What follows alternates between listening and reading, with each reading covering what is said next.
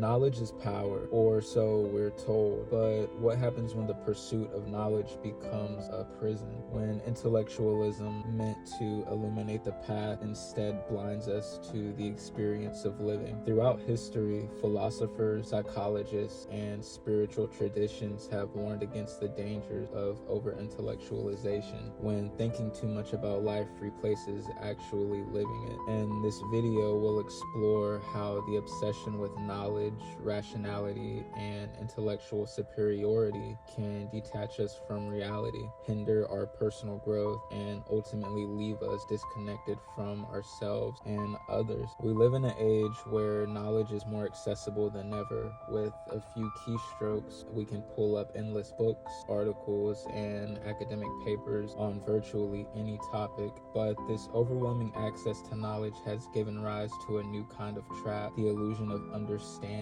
Many people believe that accumulating facts, mastering complex theories, or winning debates equates to wisdom. They seek refuge in intellectualism as a way to feel superior, to shield themselves from uncertainty, or to avoid engaging with the raw, unpredictable nature of real life. Philosophers like Friedrich Nietzsche and Søren Kierkegaard criticize those who remain trapped in abstraction, mistaking thought for experience.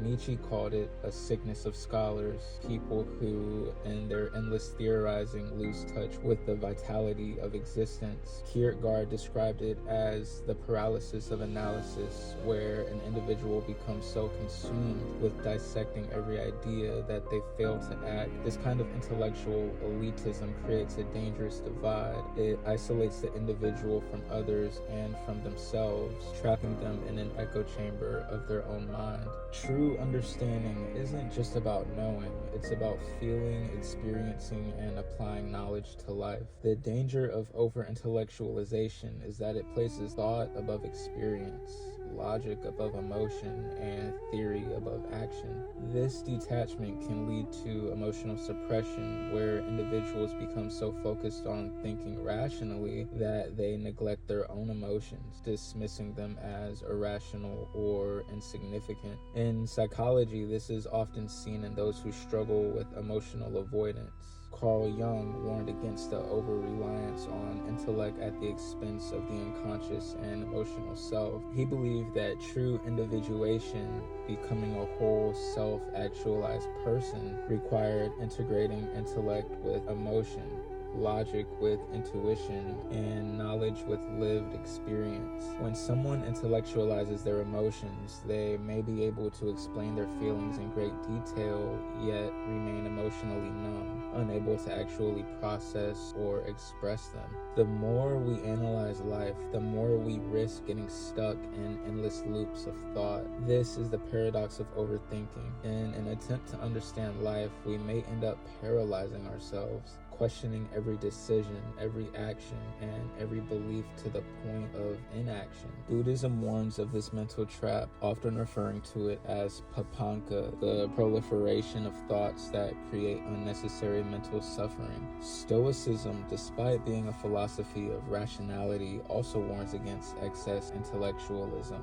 Marcus Aurelius in Meditations reminds us that theory without practice is useless. Seneca, another Stoic philosopher, criticized those who spend their lives debating philosophy but never applying its lessons. The danger of intellectualizing life is that it becomes an endless thought experiment, an endless chess game played in the mind, while the real world moves on without us.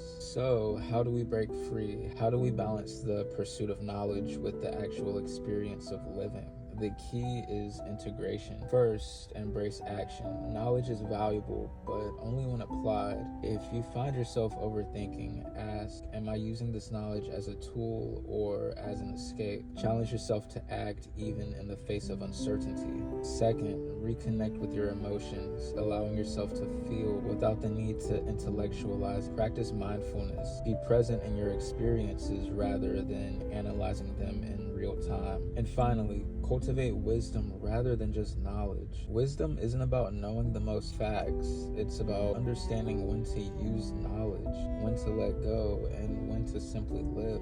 The greatest thinkers of history were not just intellectuals. They were doers, mediators and experiencers. In the end, knowledge is a tool, but like any tool, it can be misused. When intellectualism becomes a code, it robs us of the beauty of life, the unpredictability, the emotions, the spontaneity. The real challenge is not just to learn, but to live, to integrate knowledge into our existence without letting it replace the raw, visceral experience of being alive. So the question is, are you using knowledge to enhance your life, or are you hiding behind it? Thanks for watching.